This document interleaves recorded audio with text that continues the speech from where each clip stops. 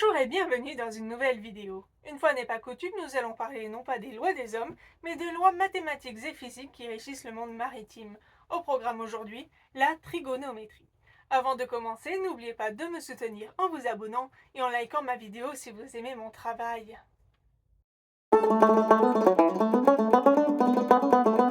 Le commandant de notre navire de la flotte océanographique française doit sonder le fond marin dans le cadre du programme Seabed 30 afin de participer à la connaissance des océans. Il se demande quelle largeur fera la tranchée de son sondeur monofaisceau. L'empreinte au sol dépend de deux facteurs, l'ouverture angulaire à l'émission θ et la hauteur d'eau, distance r. On peut constater que nous avons un triangle rectangle ici, ou plutôt deux. Celui-ci a pour hypoténuse, c'est-à-dire le côté le plus long, le faisceau le plus extrême.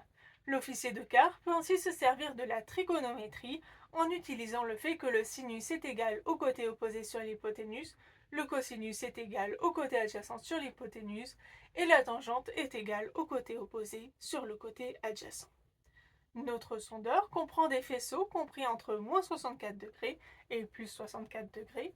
Ainsi, par 20 mètres de fond, la largeur de la fauchée sur fond plat sera de 2 fois la profondeur fois tan θ, c'est-à-dire 20 fois tan 64 fois 2, car nous avons deux triangles rectangles, ce qui donne 80 mètres.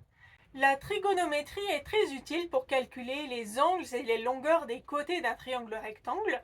Ainsi, par exemple, si on se demande également quelle est la longueur du faisceau le plus extrême, on peut utiliser facilement profondeur sur cos θ. Donc, dans notre cas, cela fait 20 divisé par cos 64 et nous trouvons 45,62 mètres. Ainsi, il est possible de déterminer beaucoup de paramètres grâce à de simples calculs trigonométriques. J'espère que cette vidéo vous aura été instructive et que vous apprécierez également les prochains épisodes. A bientôt dans une nouvelle vidéo.